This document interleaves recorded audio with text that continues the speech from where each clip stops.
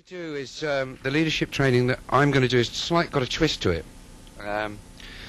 Basically what we're going to try and do is share with you what Jackie and I help to do with our team to motivate and train and find our own leaders.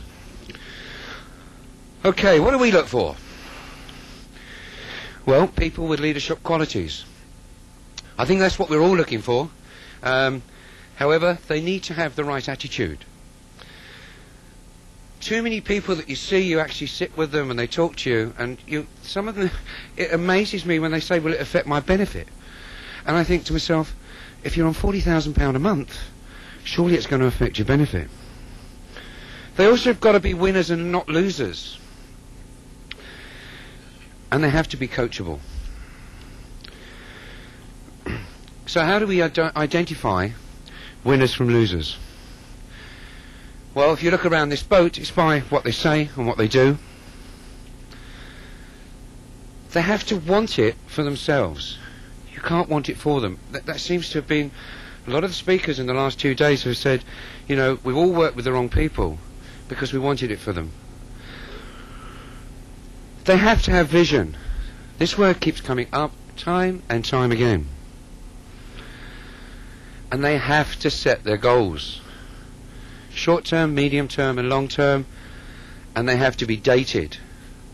It's no good just having wishy-washy goals with no date on them. You need to have them dated.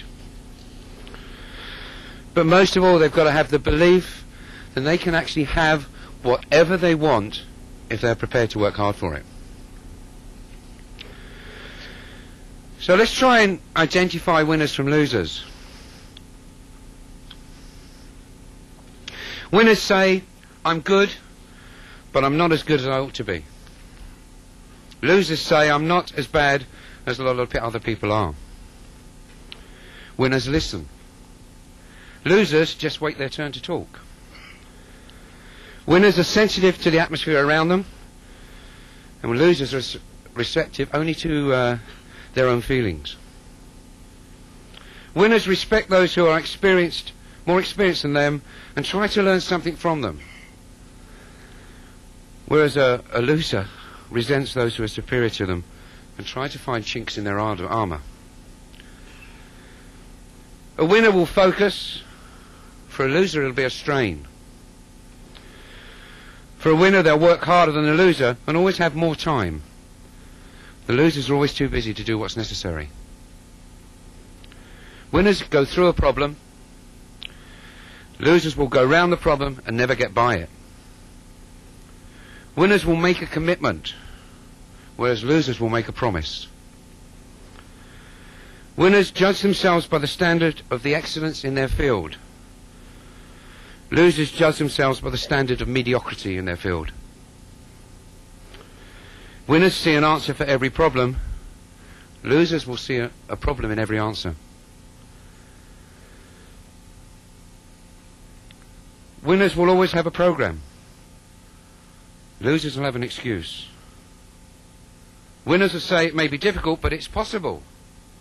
Whereas the losers say it may be possible, but it's too difficult. And winners will say, let me do it for you. And losers will say, that's not my job. Be a winner. You need to set out and reach your goals each and every day.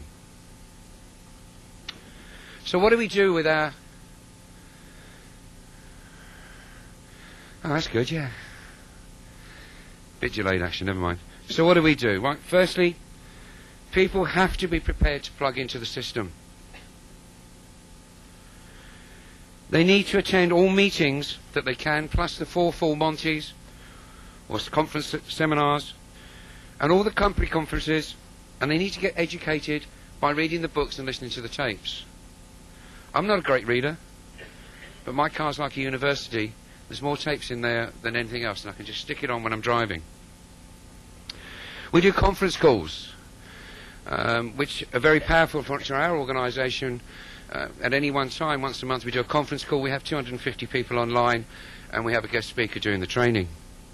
Voicemail. We've only just recently got onto voicemail, and I remember listening to Gavin and other people talking about voicemail. We find it now one of the most important things or tools in our armoury. We also do key people meetings, which have to be invited to. We do 2 per month, 1 north, 1 south. And why do we do them? Well, to ascertain who our leaders are going to be, and also to fast track the would-be leaders to gold, and also there will be leaders to gold, and so on and so on. They have to do goal setting each of these key people meetings. Each period, each of the delegates must publicly state their goals, retail activations, and by the next meeting, when we do the review, they have to tell us why they did or why they didn't do their achievements. We learnt this from Jeff and Fiona Webb, and it's very, very powerful in our organisation. It helps them to overcome their own personal fears and more, because they can stand up in front of a small group and start talking. Our key meetings are hard-hitting. People can leave at any time if they don't like it, and some do. But they must consistently meet the criteria to attend. We set a criteria that the minimum qualification is 10% retail themselves, whether they have a team or not. We keep the groups small, although there are many wanting to join these key people meetings now, and we're just currently about to move from our house to a hotel. They are intensive and totally focused on personal development.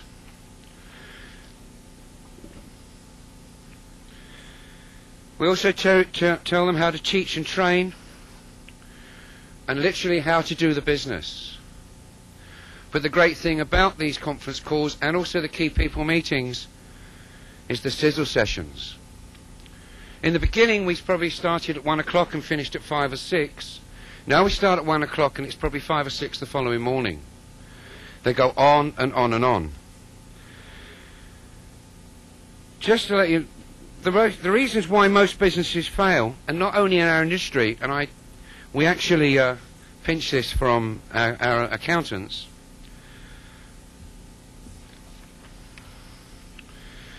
In the corporate world, the lack of management assistance. In the clean, easy world, it's guidance and leadership. In the corporate world, lack of vision, purpose or principles. In our world, no specific goals with specific plans to achieve. Lack of financial planning and reviews, which means lack of an earning plan and a budget for reinvestment. You need to reinvest in your business. Over-dependence on specific individuals in the business. We have a saying, and it's all over our house. Rely on no one. Poor market segmentation and or strategy. We don't have to worry about this. The company have done this for the last 76, 77 years.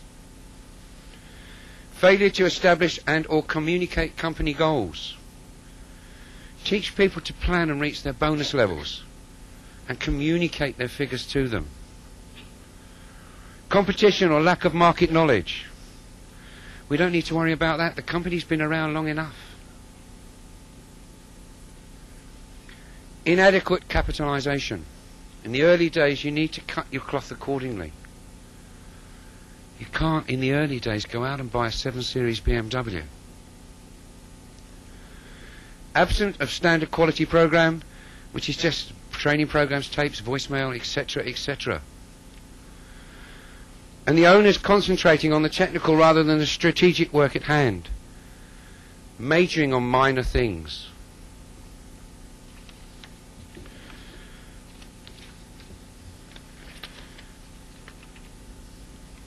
I'd just like to, everyone seems to be reading poems. I'd like to read a lesson that we learned from the geese. As each bird flaps its wing, it creates an uplift for the bird following. By flying in a V formation, the whole flock adds 71% to the flying range than if each bird flew alone. The lesson from that really is people who share a common direction and sense of community can get where they are going more quickly, more easily, because they are travelling together on the thrust of one another.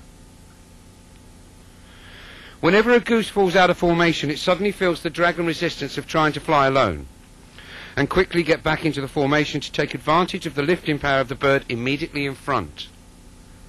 The lesson from this really is, if we have as much sense as the goose, we will stay in formation with those who are headed where we want to go. When the lead goose gets tired, it rotates back into formation and another goose flies in the point position. The lesson really from this, it pays to take turns doing the hard tasks and sharing the leadership. With people, as with geese, it pays to be interdependent with each other. The geese in formation honk from behind to encourage those up front to keep up their speed. The lesson from that really is, we need to make sure our honking from behind is encouraging and something less helpful. When a goose gets sick, wounded or shot down, 2 of the geese drop out of formation and follow him down to help to protect him. They stay with him or her until he is able to fly again or dies. Then they launch out on their own to join another formation or rejoin their flock.